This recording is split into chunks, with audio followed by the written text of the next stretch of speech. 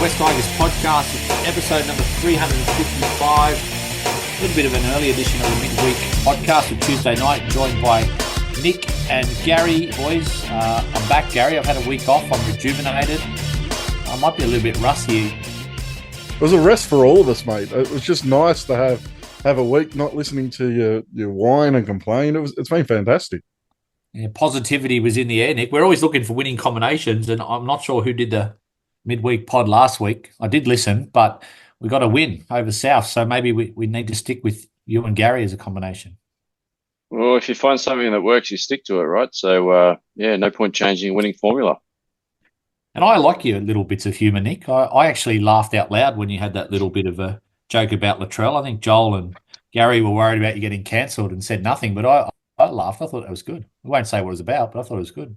I'm glad you approve, Eddie, because I was a little bit worried after I said it. And, you know what? I did listen to it back because I was worried how it would come across, and there was deafening silence when I made that comment. Look, all I can say is I'm glad that you like his humour, Eddie, because everyone needs at least one fan. Exactly right. I was a bit worried about Joel, though, Gary. He was talking about Sale of the Century or Wheel of Fortune. I mean, with the Balmain or Wests around then, let alone West Tigers, that's a long time ago.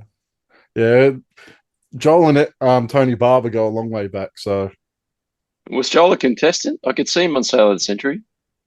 He probably was. He likes those sort of shows. I think they've died out a bit. There's a show now. It was the worst on TV. I watched today, Deal or No Deal. I thought, man, this is bad television. But anyway, boys, we're going to preview the Manly game Thursday night at Leichhardt. We got Yachty's quiz, but we've also got a bumper edition of Buy, Sell and Hold. But before all that, new segment time, Gary.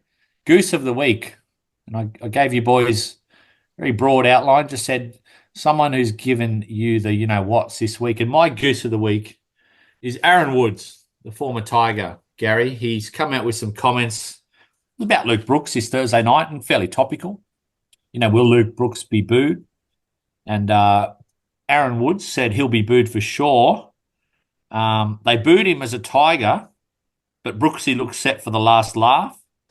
Watch how they treat Stefano next year when he returns from Melbourne. He will cop it. Fans don't give a shit. Some of that's right, Gary. Fans don't give what, but why should we though? Like he's no longer a West Tigers player. No, fans shouldn't. I've got no problem with anyone who wants to go out there and give Luke Brooks a bit of a rev up on Thursday night. I've got no problem with anyone who wants to give a former player rev up. They're no longer a West Tigers player. They're just as open to booing as any player that comes to Leichhardt Oval to play. So I've got no problem if a fan gets out there on Thursday night and boos him. And one thing I will say, Adam Dewey through the week came out and said that the fans should boo him. I'm not against the fans booing him, Nick. I just thought it was interesting because I think there is sort of nuance to this in terms of how much you get heckled as a former player. And like for me, someone like Brooksy, and I don't have a problem if fans want to boo him, but I would say he'll be better received than someone like Aaron Woods would have been received given the service he did give. I just think Aaron Woods sort of blanketed it as like everyone who's played for the Tigers gets booed no matter what your level of service or dedication. But I just found it not distasteful, but I just thought it was a bit off his reading of it. Whereas the way he left, I thought it was fairly distasteful given he was captain. And I think he was responsible for some of those other guys leaving at the same time. Whereas Luke Brooks did play the best part of a decade here. And yes, there will be fans that boo him, but I'm pretty sure there will be fans that don't cheer for him like Steve, but there will be fans that maybe just cheer for the Tigers and ignore him. Yeah, 100%, Eddie. I know I'll be there, hopefully alongside Gary if you turn up, Gary, but on Thursday night. But I won't boo Brooksy when he runs out. I've got a lot of respect for Luke. He probably didn't turn out to be the half that we all thought he might turn out to be. He had that, future Andrew Johns tag thrown on him from his debut, wearing the Magpies jersey at the cricket ground when he played his first game. Maybe a bit of sour grapes from Woodsy as well with those comments, because as you'd all remember, when Woodsy left, that first sort of, a few months after he left, he really gave it to the club publicly, which I think he probably regretted some of those comments he made just gave it to to the board and the way the place was run, and made comments along the lines of I couldn't wait to get out and all that sort of thing. So I don't know, maybe a bit of sour grapes, but you know what? There's going to be people that's going to boo Brooksy on Thursday night, and that's footy. It happens. It won't be me, but yeah, good luck to him. Gary, you're going to boo him by the sounds of it, or you just think I'll boo him twice as hard because Nick's not going to. No, look, I'm not overly a booer, but I can't really. I respect him. I think he had. At the end of the day, he's playing for Manly, isn't it? And we don't like. That's Manly. Right. So he's an opposition player now, so I've got no problem with people giving him a little bit of a rev up. And you know what? It's part of the game. Like if he's too precious and gets upset over a little bit of booing, then you're probably not a first grade footballer, are you? Well, Steve, he'll probably have his Manly jersey on, Gary. I mean, he's going to be unbearable when Brooks sets up, 3 tries on Thursday night. Look, I really don't know what he's going to do. It must be a really hard week for Steve. Probably one he's been dreading all week. And to be honest, maybe that's why he's had the last few weeks off the pod. I'm actually thinking, Gary, I might turn up with an apron and bring the tongs on Thursday night. Give a bit of a wave to Brooksy as he runs past, yeah. Hopefully not an intercept try. That's a good one, Nick. I like that one. The famous barbecue gift. That was an all-time howler from the previous management. But anyway, it'd be interesting to see what sort of crowd there is and what sort of reception he gets on Thursday night. Buy, sell, hold, boys. Let's start. No, get my goose of the week, mate. Oh, sorry. I took over because that's why I introduced new subjects, Nick, because I've got some tangent that I want to go on. So, sorry, Gary. Who's your goose of the week? My goose of the week is actually the West Tigers. We signed Darrell Skelton last week. Part of that announcement was that there will be further signings in the next couple of days. It's a week later, and it's really been crickets. This was an official email, was it? It was in the official email, the official announcement of Darrell Skelton signing. It's kind of the second time the Tigers this season have teased news, and then really there's been nothing really to follow through on it.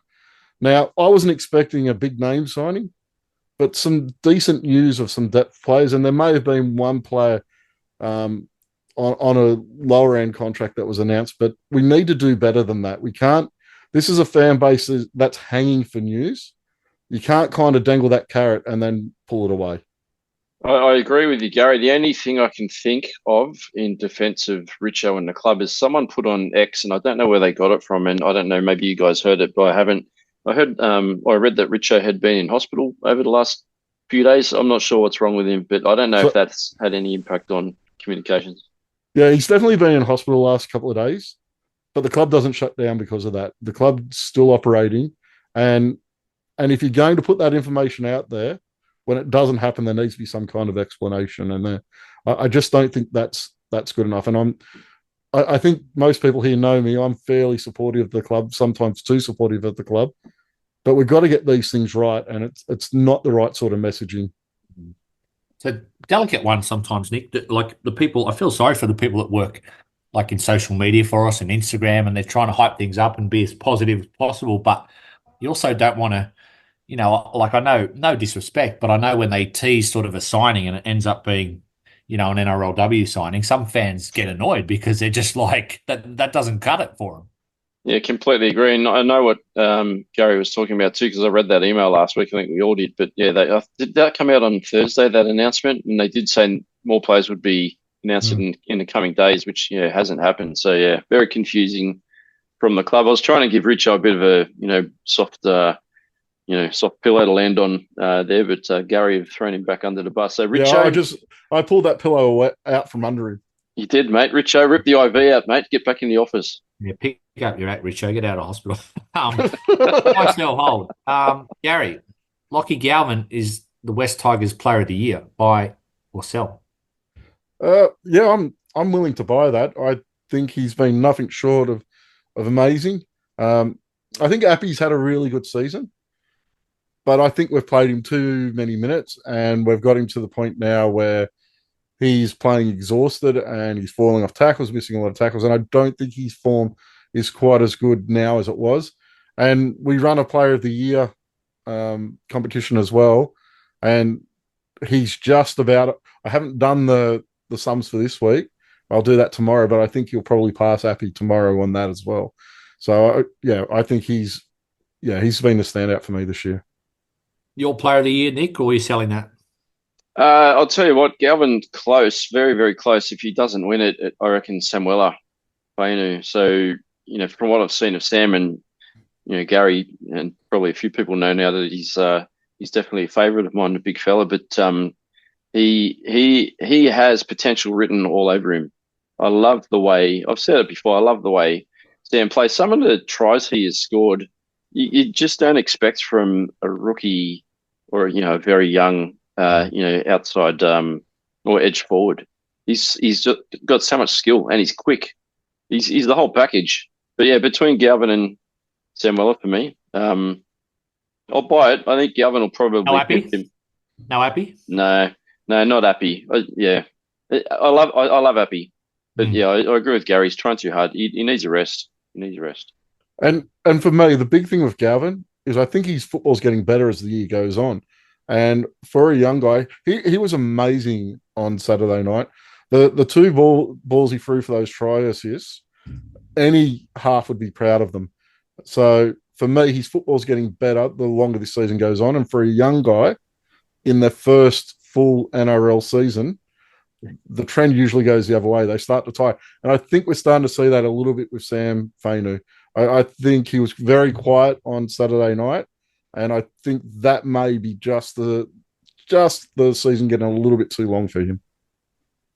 I think it's pretty clear. I know in the past I've had the impression, Nick, I don't know, I'm a cynical sort of person, but I've got the impression some of these Player of the Year awards are a bit political. I know Luke Brooks won it one year and I thought, really? And then Dream Buller won it last year and I thought Appy should have won it last year, but I reckon Lockie's an absolute lock to win it this year because everyone in that club wants him re-signed.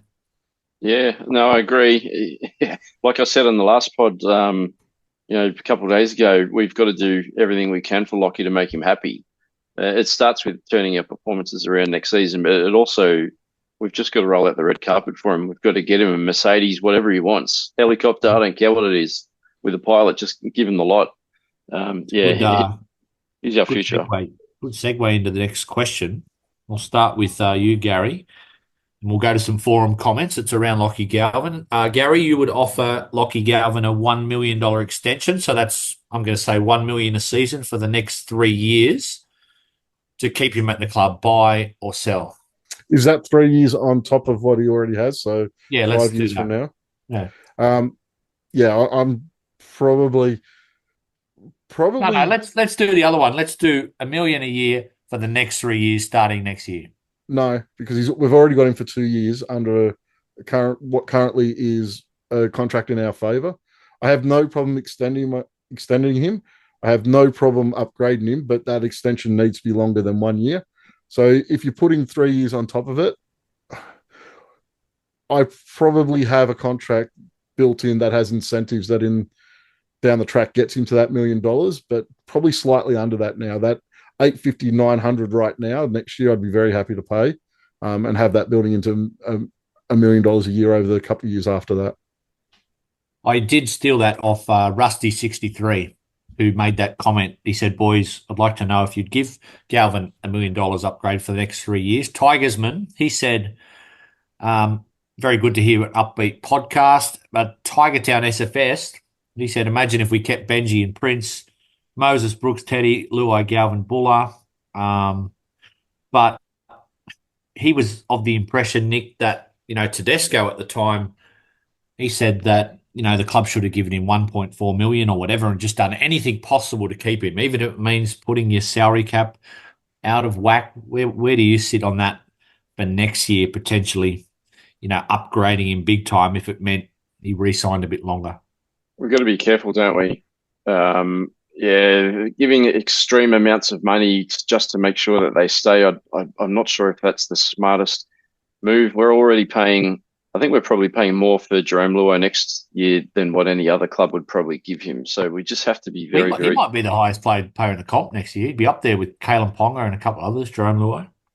He could well be. I just got a little bit of hesitation with Galvin. He's definitely on that path to be that type of premier player in 2, 3, 4 years time. But what is he, 19? He's still got a fair bit of development in him. Next year is going to be massive with his development with a real quality and current half alongside of him. So I'm very keen to watch his development next year. Yeah, don't want to give him silly money. And back in your comment about when Teddy left, it's easy in hindsight, isn't it? But he's the one that we really should have locked in. We could have built a club around Teddy, but anyway, he ran away. What $1.4 million for Teddy? What was it, 8, 9 years ago now? Is probably a little bit too much. The salary cap wasn't quite that high at that point. The highest paid players right now are on about that 1.4. I think Ponga's on about 1.4, and then you have like Cleary and Jerome Luai next year on that 1.3, just below them. So 1.4, 7, 8, 9 years ago was probably a little too much. I mean, you're right, Gary, but there's certain players where you just have to throw the book out the window, given our last 10 years, and say, we're just going to pay him too much because we have to break this cycle. Yeah, but how many players can you pay too much? Because we probably paid slightly overs, I think, to get Jerome Luai across here. I think most people would probably agree with that. And then if you're looking at $1 million, $1.1 million for Galvin straight away, you got 2.4, 2.3 kind of wrapped up in your halves, and that's a lot of money in those positions. And if you have an injury or two in that position, your season's done. So you have to be able to build the squad around them. Right now, we've got to build our forward pack. We've got to get a big aggressive prop so we can actually create some space for these guys to work in. And if you tie too much money up in your halves, how do you get the guys to create the space for them to actually do their job properly? Halves win you the games, though, don't you, Gary? Like the spine win you games. So Jerome Luai, the rest of the roster we have now, Galvin next year, that's enough to get us into a position where I don't think it's enough, but I know Wayne Bennett's theory was you never pay more than 700,000 or 800,000 for a prop. You can find workers in those positions that get you up the field, but you pay the big bucks for the guy to get you the points. 100% you got to pay the big bucks to those guys to get you the points. But Wayne Bennett also said that 5, 6 years ago, 7, 8 years ago. So the salary cap's gone up a fair bit since then.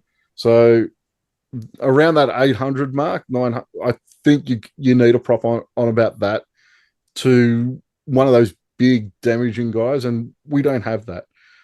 We had the money there for Stefano for that. We do need to go out and find a big, aggressive middle, someone to lead our pack, because we don't have a leader in our pack. We've got a whole heap of, I think Pole's looking really strong, but he's not going to be the leader of your pack. So we do need to go out and find that guy, and I think we need to spend money on that guy. There's been some more chat online today, Gary and Eddie, about Corey Horsburgh. I know we talked about it a couple of weeks ago. I don't know about coming, but I think the club is speaking to him from everything I've seen. Yeah. I am softening on it a little bit. Steve's been chewing my ear off a little bit about it, and I am softening on it a little bit. He does have aspects that would be fantastic. The big worry for me is him getting his discipline right. If he can get his discipline right, he's an asset to this club. So if Benji Marshall and Richo think they can get him going in the right direction, then we just have to trust that and hope we don't have a guy come here whose discipline gets worse when he comes into the most ill-disciplined roster in the competition. It would be good to have just 3 redheads in the back row, Gary. I mean, what could possibly go wrong with your discipline then? Yeah, I know. Like, I'm a redhead, and we're all a little loose. Well, Lorenzo and Skipper 13, they were of the opinion that maybe you don't want to mortgage the farm on Galvin. Lorenzo said, not sure we should mortgage the club to keep him. Kicking game's been a little ordinary. He did say if he's not committed, Gary, by round 6 of 2025, which is next season, he would start to favour Latu because the manager is a known snake, and it wouldn't surprise him at all if he's already done a deal at another club. Yeah, that's probably a little bit too early for me, but I'd want some kind of deal. You don't want him getting to November next year when he can speak to other clubs. I think that's a really big issue. You want it wrapped up before then. The money's just going to get ridiculous once every club's going to be looking at him, because he genuinely has shown this year that he is an NRL superstar, I guess is the word that you used earlier in the season, Eddie, in the future. You didn't want to use that word, Gary, because that's praising me, but thank you. But I do have a question for you. You picked him after, what was it, 10 seconds, that he's going to be an NRL superstar. Are you spending the $1 million on him next year? Well, you haven't answered the question. You've asked it. Yeah. So what's your answer on it? Well, I think you've got to pull out all stops. And I don't have the salary cap in front of me, so it's a little bit hard to... I'm sure Richo and stuff could show me reasons why we shouldn't do it, but I just think you've got to break the cycle a little bit. And he is, for me, and I think one of the boys mentioned here in the comments that he's our best talent we've had since Benji was an 18-year-old, and I can't disagree with that. Like, when you think about it, like Jonathan Thurston and Cooper Cronk and these guys who are in line to be immortals tomorrow night, they weren't playing in the NRL at 18. Like, and I know he was only given the opportunity probably because we're a weaker club, but he's got 13 or 14 try assists. Like, he's been our leading player. And the thing that happens if you can sign him, at the moment we're in a difficult situation with Latu Fainu. We're in a situation where we have to keep him engaged and motivated in that first grade squad, because if Galvin leaves, he's kind of the insurance policy. So, like, I've spoken a fair bit about trying to get him into that lock role just to keep him in the side, because really, what's going to happen when you've got Latu Fainu on, what is it, $400,000 or $500,000 a year for the next 4 years, and you've got him playing reserve grade? Is he going to be happy in that role? And that's the issue you have. Now, if Galvin signs up over this off-season, then you can afford to be a little bit harder on Latu Fainu, and you can afford to put him in reserve grade to develop, because you've got Galvin there, you've got your halves sorted. But at the moment, you've got to treat him with a little bit of kid gloves, because you don't want to lose Galvin and you don't want to lose Fainu. And that's the spot we find ourselves in now. So if we can extend how long is Latu on contract for? It's a 4-year contract. Okay. So it's a 4-year, $500,000 a season contract that both he and his brother signed the same deals pretty much last year. So if we're got him sitting in reserve grade behind Lockie Galvin and we're not finding a space for him in that first grade side, my concern is that he starts kicking up a little bit of a stink and wanting to move on. So we've got to be really careful around that. And if we have Galvin signed up long term, it gives us a little bit more breathing space with Latu Fainu, I think. Nick, question 3. 5 wins represents a pass mark for Benji in year 1. Buy or sell? You're asking me. 5 wins, pass mark. I know Steve will say sell. It's really hard, right? Because I still thought we'd come last at the start of the year. I was hoping to see improvement, and by improvement, 1 extra game compared to the last 2 years. I probably wanted to see a little bit more. Is it a pass mark? No, I'll sell it. I'm going to sell it. And I know on one of the first few pods that I did with you fellas, I actually thought after we won those 2 in a row, I think it was Titans Canberra, that we'd go on to win another 5 out of the last 7 or 8, and when I had a look at the draw. And that was based off the way we played those 2 games and who we were coming up against. So I thought there was a lot more potential in us to climb a little bit higher up the ladder this season. We haven't done that. So I'm disappointed. I'll sell it. Yeah, I'm selling that. 5 wins can never be a pass mark in any season. You have to be looking for better than that. I don't care that we only won 4 last year. You've got to be looking for better than that. So I do think there has been an improvement this year, but I can't give a pass mark for 5 wins and the wooden spoon. So, yeah. Speaking of the wooden spoon, Nick, question 4, the potential spoon bowl in round 27 is our most important game since the last round of 2019 against the Sharks. Buy or sell?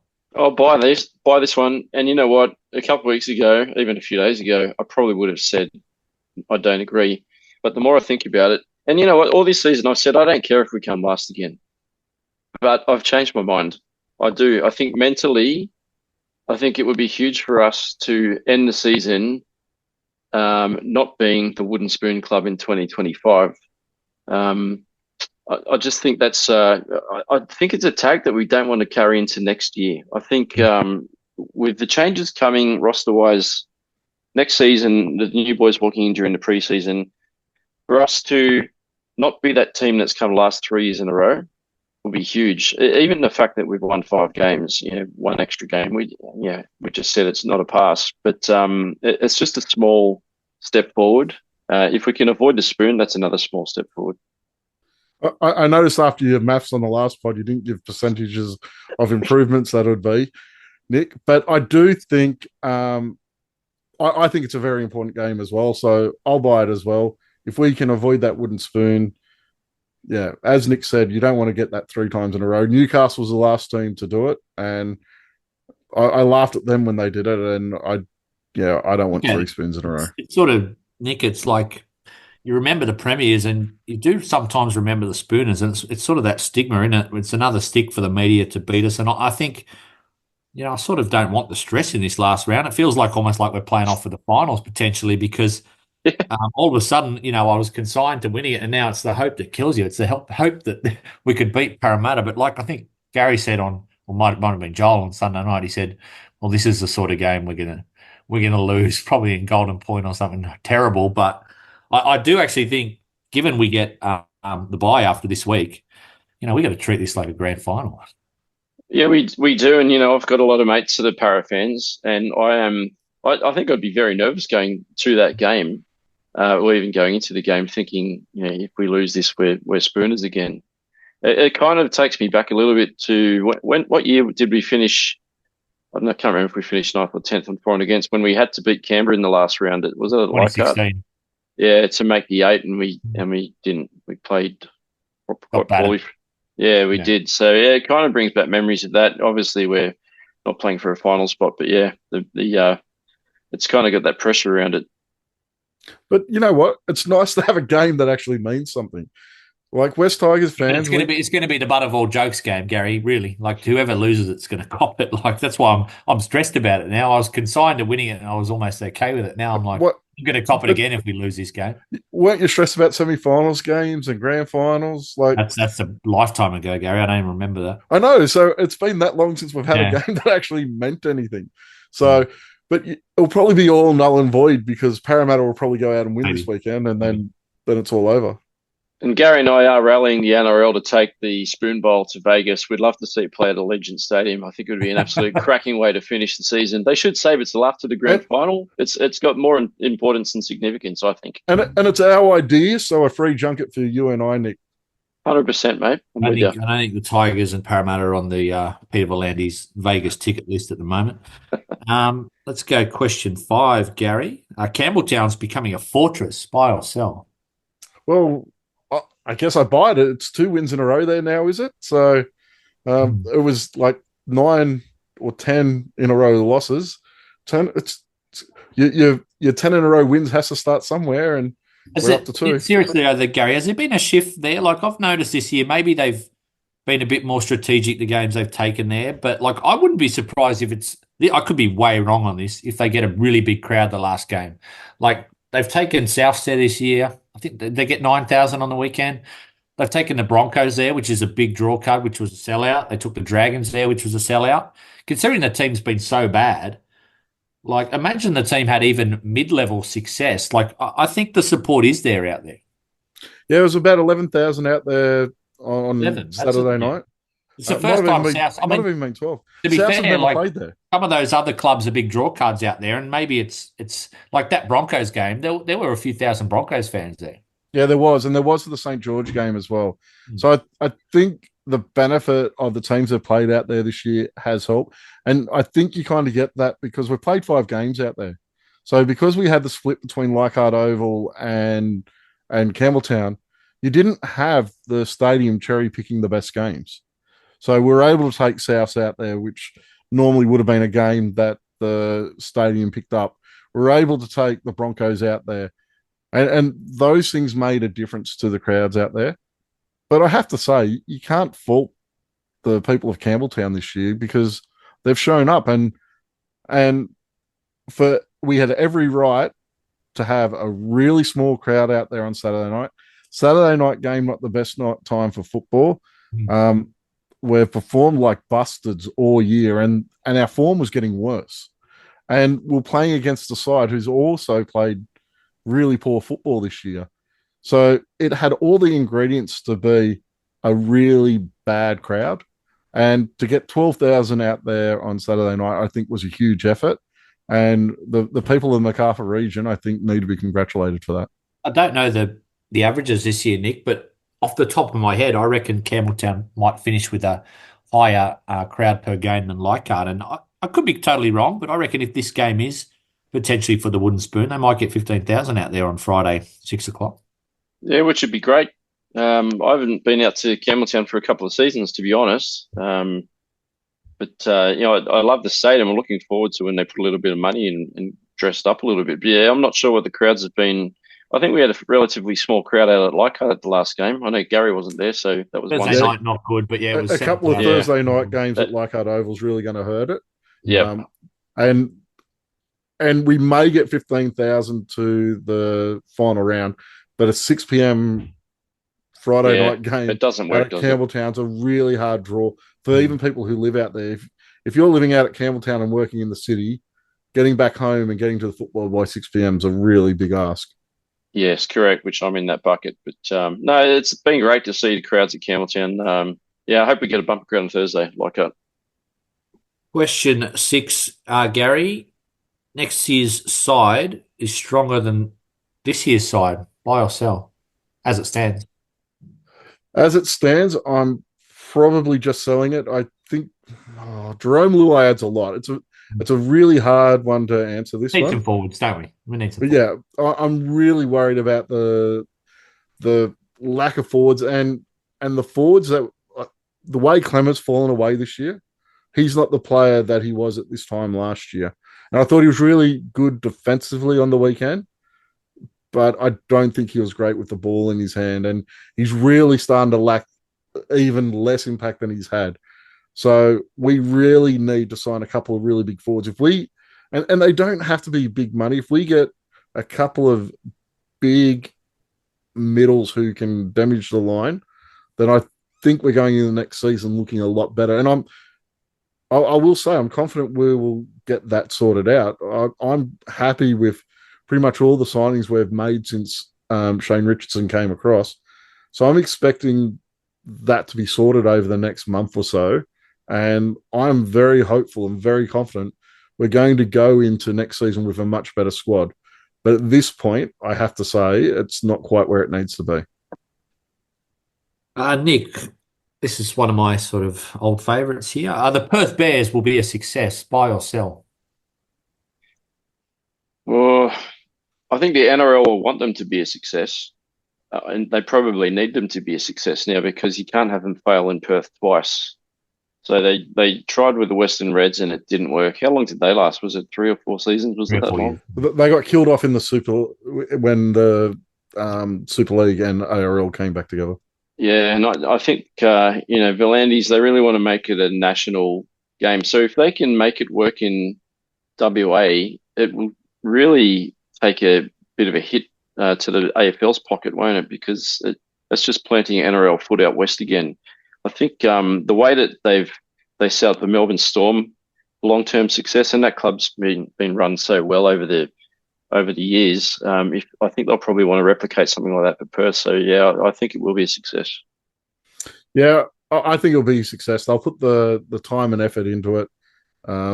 I think they're crying out for a football team over there. You have a look at some of the crowds they got for their games that have been taken over there this year. Even when there's been AFL games on, they've been getting decent crowds. So I think it has every reason to be successful. But I do have if we're looking at the Reds, the Perth Bears, not the Western Reds. What about PNG? Are they going to be successful, Eddie? Look, I don't. there's obviously government reasons why they're bringing PNG. You got a big smile on your face, Gary, because you're trying to drag me down to a rabbit hole. But I'm surprised if PNG come into the competition. I'm not going to be shocked because I think it's going to happen. But it's happening. It will be announced. It's probably a good thing because surely we can finish ahead of PNG, Gary. I mean, if we finish below PNG in the first year, my head might explode on this podcast live. We'll do a video one, and it would be horrendous. Yeah, so I think next month that you'll hear Perth Bears announced, and you'll hear PNG announced. I think Perth will be 2027 and PNG in 2028. Few players I'd like to send to PNG in our roster. Yeah, John Bateman, Bud Sullivan, about 10 of them. Yeah. All right, let's preview the game. We play Manly this Thursday night, boys. Interesting record against Manly, and we haven't played them since that last round of last year, which was a bit of a clunker. We got flogged there at Brookvale. 14 wins from 36 against them, so not a great record, but not as bad as some other clubs like the Roosters and the Broncos who just own us. But, Nick, some of the changes are a bit concerning. Obviously, some of them are forced. Luke Lilly's out with HIA again. Big Adam Doueihi, load management, which is some fans are questioning that, whether he's actually been dropped, but I think it is load management despite his average. Because it's the second time it's happened. Yeah. But, I mean, it can't fill you with great confidence, Nick, seeing Almalo back on the wing and Junior Tupou in the centres.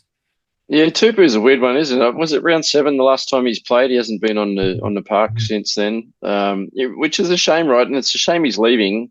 I was a Tupou fan, last year. I do like the way he plays. He's quick. He's great under the high ball. He's had a few games where he's carved up the opposition, but in the centres, I'm not too sure. I don't know what's happening with Josh Flaherty. He just seems to be a little bit out of favour. On the extended bench, so his name's there. He's been poor though. Yeah. Okay, in Cup. Yeah.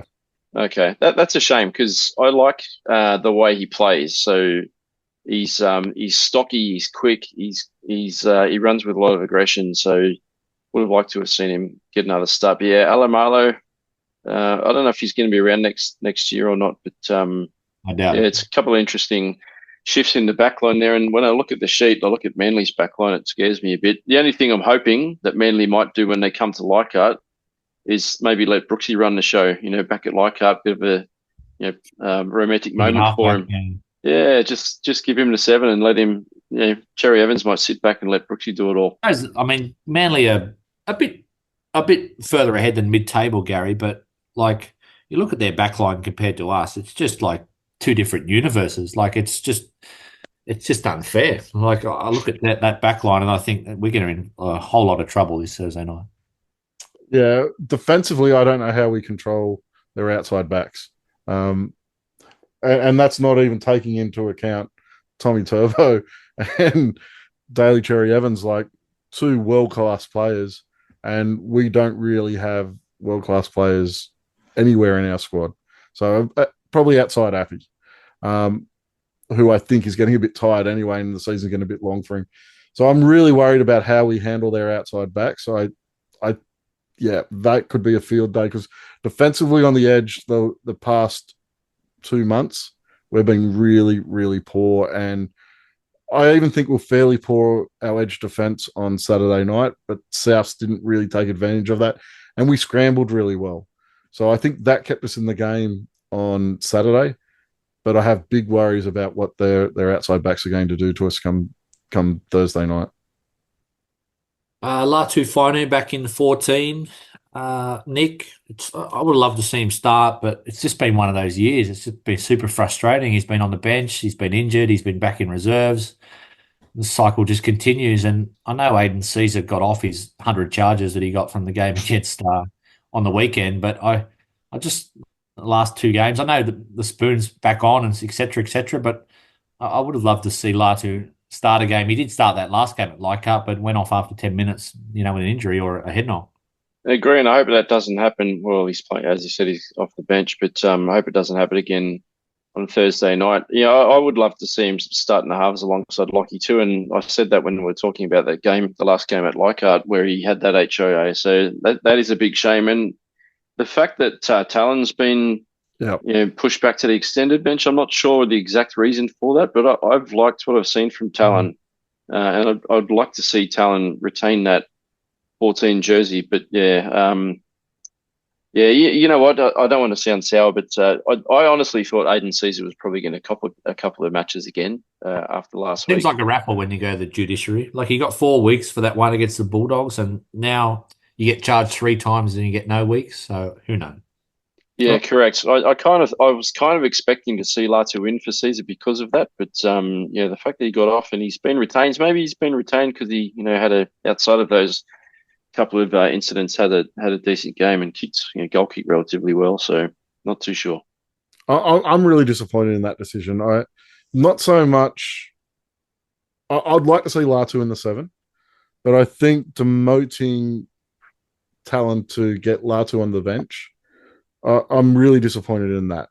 I think we need to be moving towards a situation where Talon's taken more and more minutes of Appy's time. I think we're playing Appy way too much. I think we've busted him this year, and I think that's why we've got the form we're getting from him, where he's starting to fall off a few tackles, and he just looks exhausted. You have a look at him in the post-match press conference.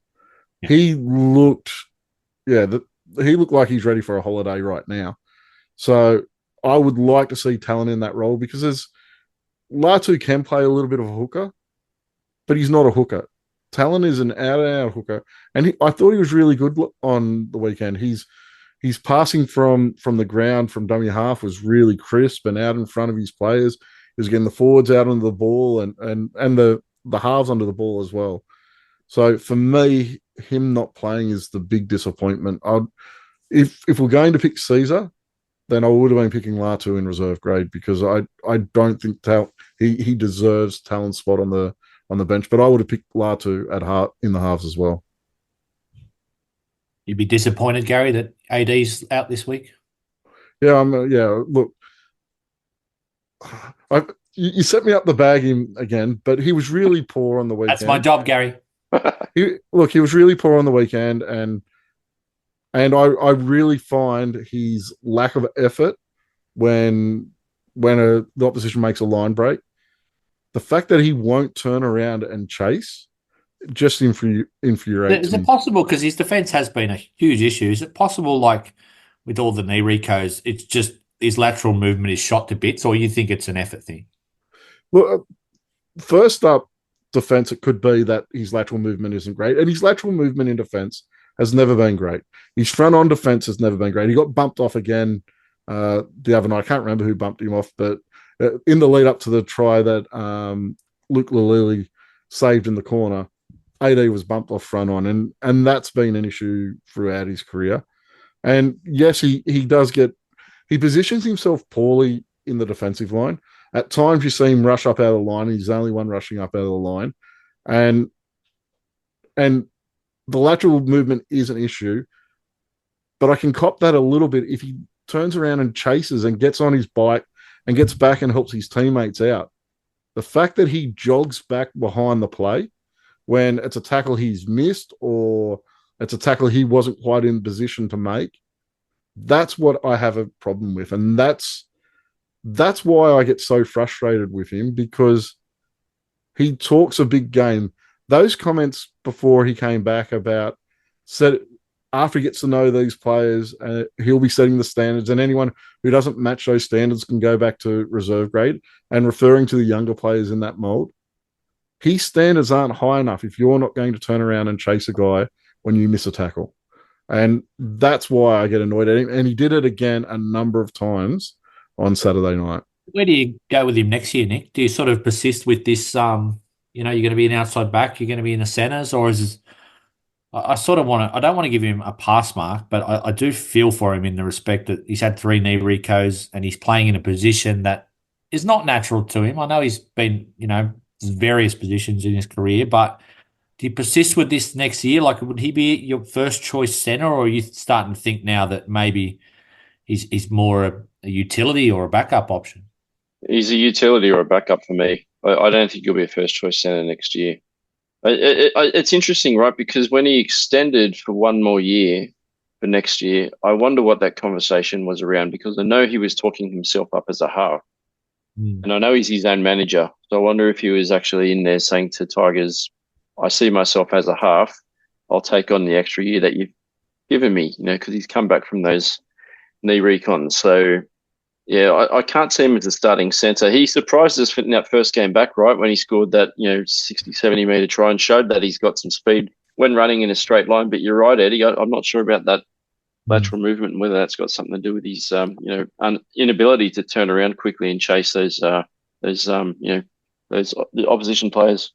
He's an unusual one because most players are slow when they have the ball in their hand, but he's much quicker when the ball's in his hand.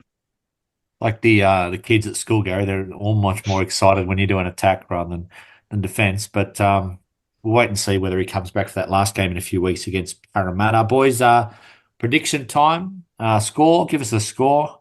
I'm going to go for a crazy score. I'm going to go 54-36 Manly. I just think it's going to be a try-fest, end to end. Gary's laughing because he always laughs at my predictions, but I said against North Queensland it was going to be very high scoring. This would break a record, 54-36, but that's my prediction, Gary. Manly win. Nick, that's 90 points. Yeah. I'm good at maths, unlike Nick, Gary. I knew that was 90 points. Well, I just saw Gary get his calculator out, so I'm not going to give him too many raps on his math skills. But then again, I can't. Mate, you have to take your shoes off to count to 11. I don't have my shoes on, Gary. I came prepared. If you ask, score.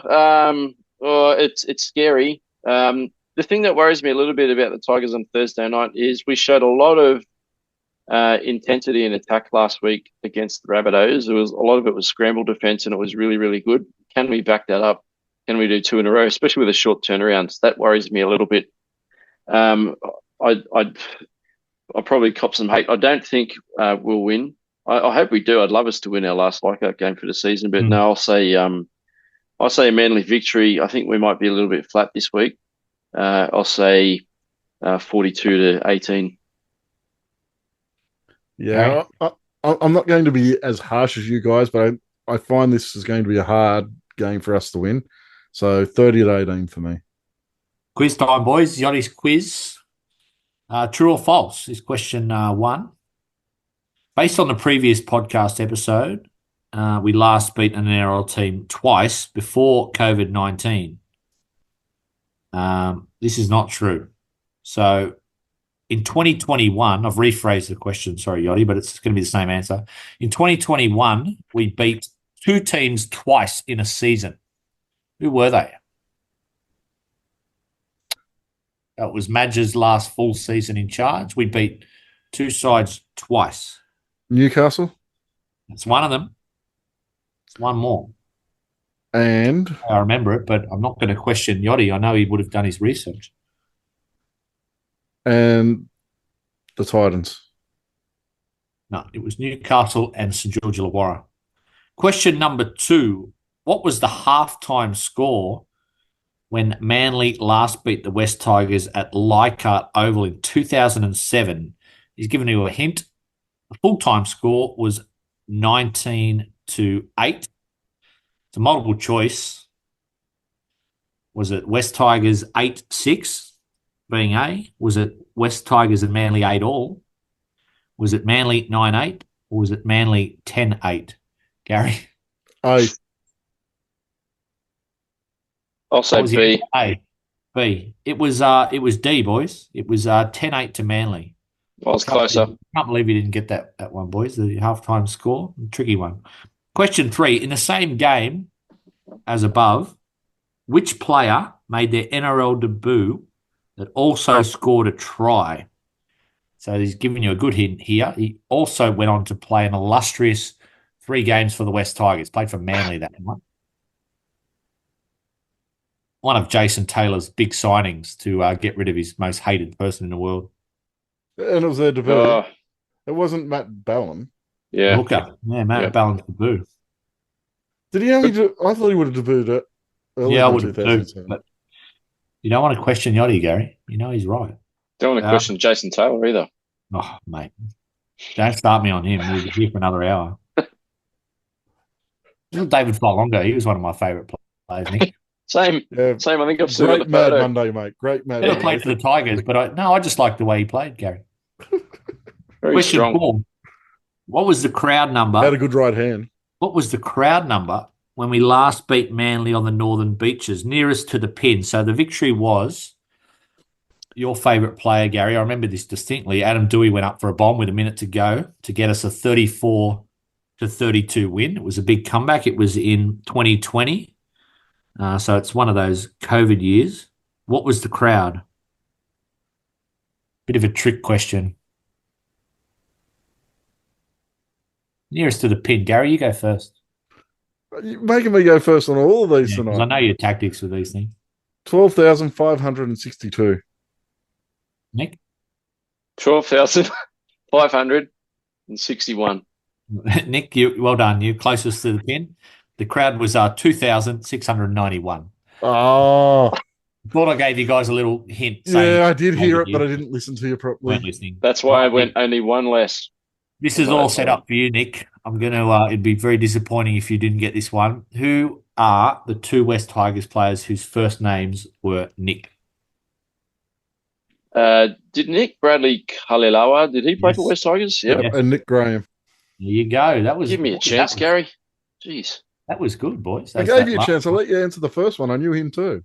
I would have thought there'd be more Nicks, or is that name on the way out? Yeah, it's like Gary. Gary's definitely on the way out, but I thought Nick's sort of, still there. But, all right, boys, that's it. It's been good doing this on a Tuesday night. Get out of the way. Riveting.